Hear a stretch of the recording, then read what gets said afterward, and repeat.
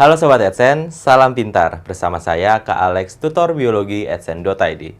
Dalam video kali ini, kita akan membahas materi mengenai sistem sirkulasi.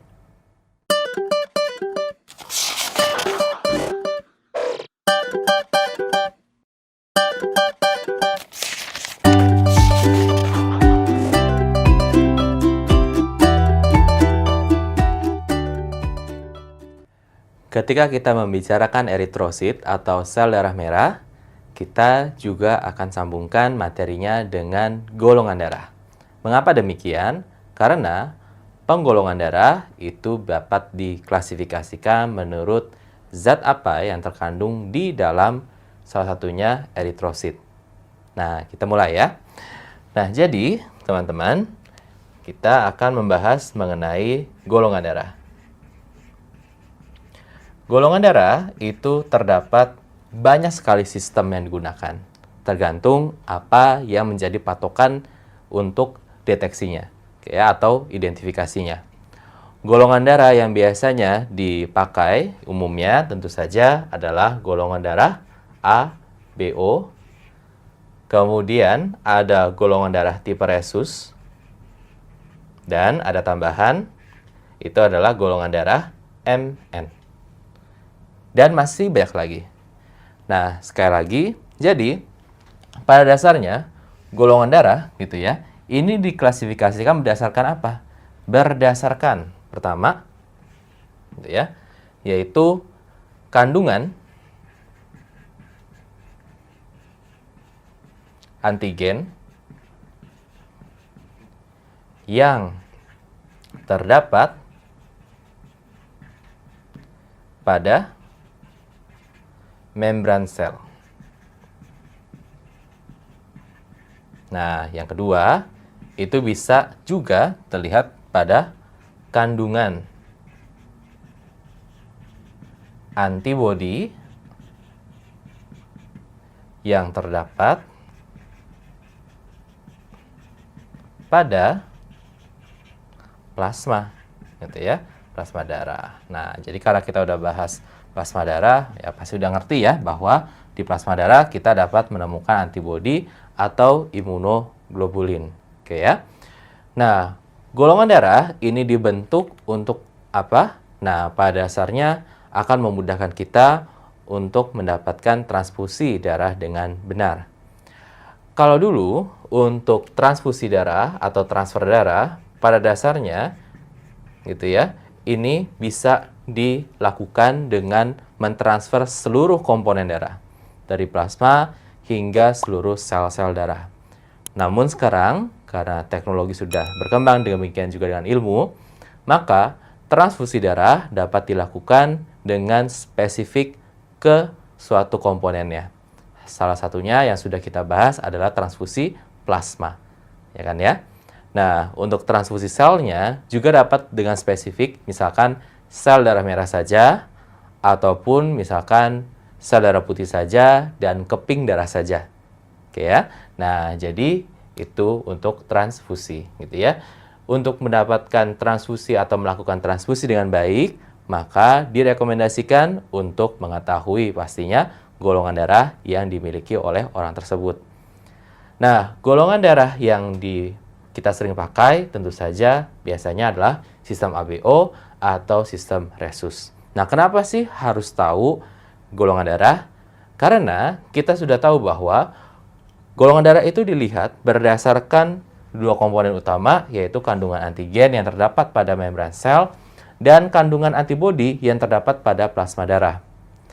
Kalau teman-teman ingat mengenai materi tentang si sel gitu ya, khususnya tentang membran sel. Nah, teman-teman akan menemukan bahwa membran sel gitu ya, yaitu phospholipid bilayer, akan ada komponen proteinnya, ya kan ya? Nah, saya gambarkan ulang ya biar teman-teman ingat. Oke. Ini gitu ya. Nah, ini kan phospholipid ya, satu layer. Nah, ini bilayernya ya. Oke. Nah, ingat gitu ya, di sini ada komponen proteinnya, misalkan seperti ini, gitu ya. Nah, jadi teman-teman tahu gitu ya bahwa misalkan di sini ada protein perifer gitu ya, atau protein, oh ini terlalu dalam ya. Misalnya ada protein di sini gitu ya. Nah, kemudian dia tersambung gitu ya dengan gugus gula gitu ya. Nah, itu adalah si glikoprotein ya kan ya. Ini yang kita sebut sebagai glikoprotein. Nah, glikoprotein, nah ini dapat berfungsi sebagai apa? Sebagai ingat penanda antigen atau identitas dari si sel. Nah, identitas sel itu akan sangat penting dalam tubuh kita. Karena apa? Karena ini yang digunakan oleh sistem tubuh untuk mengenali satu sel dengan yang lain. Ini adalah KTP-nya bagi si sel. Maka, dalam kondisi tertentu gitu ya, misalkan terjadi donor organ gitu ya. Nah, misalkan saya dapat organ dari teman saya. Nah, tentu saja organ dari teman saya, selnya memiliki penanda antigen yang berbeda dengan saya. Nah, karena tubuh saya nggak familiar dengan penanda antigen yang kok beda gitu ya ininya. Nah, berarti nanti ada peluang di mana antibodi saya atau sistem pertahanan tubuh saya akan menyerang organ itu, jadinya organ nggak bisa didonorkan. Gitu ya. Nah, demikian juga dengan proses gitu ya, imunitas. Misalkan ada sesuatu yang masuk ke tubuh kita. Misalkan bakteri. Kalau ada bakteri yang masuk ke tubuh kita, nah permukaan bakteri itu tentu saja mengandung antigen. Antigen berbeda, maka akan mengaktifkan sistem antibodi. Maka interaksi ini dapat terjadi gitu ya, antara antigen dengan si antibodi. Dengan demikian, untuk transfusi darah yang baik, maka tentu saja kita nggak mengharapkan adanya kontak antara antigen dengan antibodi, ya kan ya? Jika mereka melakukan kontak, gitu ya, maka mereka akan mengalami yang namanya aglutinasi, gitu ya. Jadi akan mengalami aglutinasi. Itu. Nah, jadi aglutinasi ini apa? Aglutinasi ini yang kita sebut sebagai penggumpalan. Nah, kita nggak mau itu, ya kan ya? Maka, gitu ya, golongan darah itu harus diketahui. Paham ya? Oke. Nah, seperti ini gitu ya, berarti teman-teman udah tahu konsepnya ya. Kita mengharapkan ada darah yang akan sesuai gitu ya dengan si penerimanya. Berarti kita harus mempertimbangkan antigen dengan si antibodinya. Sistem yang biasa kita gunakan adalah ABO, gitu ya. Untuk sistem ABO, seperti yang teman-teman ketahui, nah kita akan menemukan ada yang disebut sebagai golongan darah A, golongan darah B, golongan darah AB, kemudian golongan darah O. Nah, seperti ini juga, gitu ya, konsep itu akan dipakai. Jadi, untuk ini, maka kita juga akan harus mempertimbangkan kandungan antigen dengan antibodinya yang dimiliki oleh suatu individu. Nah, untuk antigen, kita juga dapat menemukan istilah lain yang kita sebut sebagai aglutinogen. Kalau antibodi, kita sebutnya adalah sebagai aglutinin. Oke ya. Jadi, kalau teman-teman lihat berbagai buku gitu ya, misalkan buku latihan atau buku teks dengan penerbit yang berbeda, maka teman-teman juga dapat menemukan istilah yang berbeda. Tapi konsepnya sama. Antigen itu sama dengan aglutinogen, antibodi itu bisa sama dengan aglutinin, gitu ya. Maka kalau mereka cocok, gitu ya, maka melakukan kontak berarti terjadi aglutinasi atau penggumpalan, gitu ya. Berarti antibodi itu akan kontak dengan antigen, gitu ya. Si aglutinin akan kontak dengan aglutinogen. Oke ya. Nah, bagaimana sih perbedaan antara orang dengan golongan darah A, B, AB dengan O? Kandungan aglutinogen dan kandungan aglutininnya. Oke ya. Nah, saya pindah dulu ke sini. Oke. Di sini kita tulis ada golongan darah, ya. Goldar A, B, AB dengan O. Oke. Nah, masing-masing di sini kita akan deteksi aglutinogennya dengan aglutininnya. Oke, sip ya. Nah, sekarang untuk menentukan aglutinogen dengan aglutinin dari suatu golongan darah sistem ABO itu mudah sekali. Kita lihat ya. Kalau dia adalah A, maka aglutinogennya tipe A. Kalau dia golongan darahnya B, maka aglutinogennya tipe B. Kalau dia AB, maka tipe aglutinogennya adalah A dan B. Kalau O gimana? O biasanya disebut sebagai golongan darah 0 atau 0 atau 0 gitu ya. Jadi di sini karena dia disebut sebagai 0, maka dia tidak ada aglutinogennya. Aglutininnya bagaimana? Aglutininnya lawannya. Kalau dia punya aglutinogen A, maka dia punya aglutinin tipe beta, B, alfa, AB nggak ada A dan B, alfa beta, gitu ya. Teman-teman juga dapat menemukan istilah yang lain juga, gitu ya.